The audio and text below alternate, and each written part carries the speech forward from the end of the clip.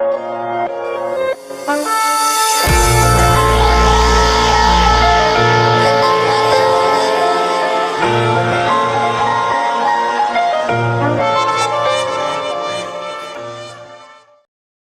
Number 3، راستہ تیار کرنے والے کی پیدائش۔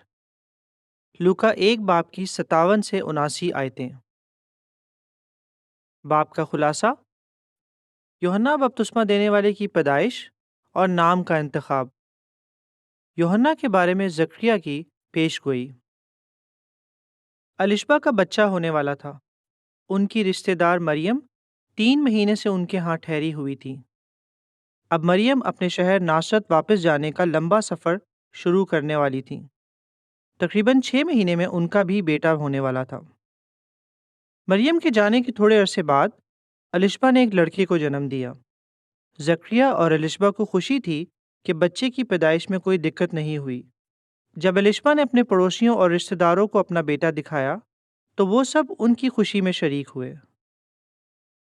شریعت میں خدا نے بنی اسرائیل کو حکم دیا تھا کہ لڑکے کی پیدائش کے 8ویں دن اس کا ختنہ کیا جائے۔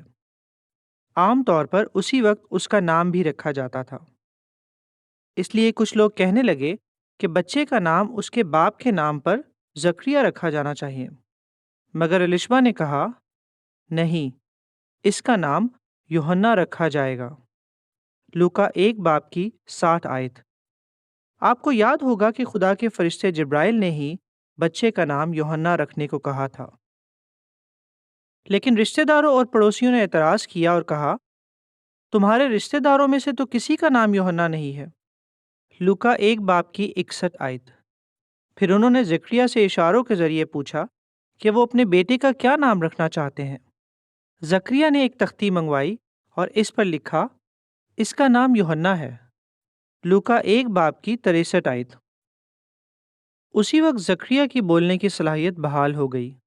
آپ کو یاد ہوگا کہ وہ گونگے ہو گئے تھے کیونکہ انہوں نے فرشتے کی اس بات پر یقین نہیں کیا تھا کہ الشبہ کا بیٹا ہوگا۔ جب پڑوسیوں نے دیکھا کہ زکریا دوبارہ سے بول سکتے ہیں تو وہ حیران ہوئے اور انہوں نے ایک دوسرے سے پوچھا یہ بچہ بڑا ہو کر کیا بنے گا۔ لوکا 1 باب کی 66 آیت۔ وہ سمجھ گئے کہ خدا ہی نے بچے کا نام چنا ہے۔ پھر زکریا نے پاک روح سے معمور ہو کر یہ نبوت کی کہ یہوہ اسرائیل کی خدا کی بڑائی ہو، کیونکہ اس نے اپنے لوگوں پر توجہ فرمائی ہے اور انہیں نجات دلائی ہے۔ اس نے اپنے خادم داؤد کے گھرانے سے ہمارے لیے ایک طاقتور نجات دہندہ پیدا کیا ہے۔ لوکا 1 باب کی 68 اور 69 آیتیں۔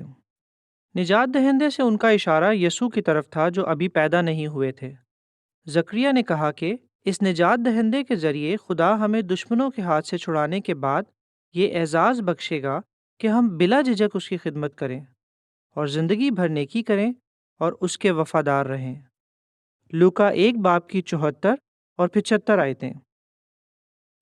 پھر زکریا نے اپنے بیٹے کے بارے میں یہ پیش گوئی کی جہاں تک تمہارا تعلق ہے بیٹا، تم خدا تعالیٰ کے نبی کہلاؤ گے، کیونکہ تم یہوہ کا راستہ تیار کرنے کے لیے اس کے آگے آگے جاؤ گے، تاکہ تم لوگوں کو یہ پیغام دے سکو کہ خدا ان کے گناہ معاف کر کے ان کو نجات دے گا، کیونکہ ہمارا خدا بڑا رحیم ہے۔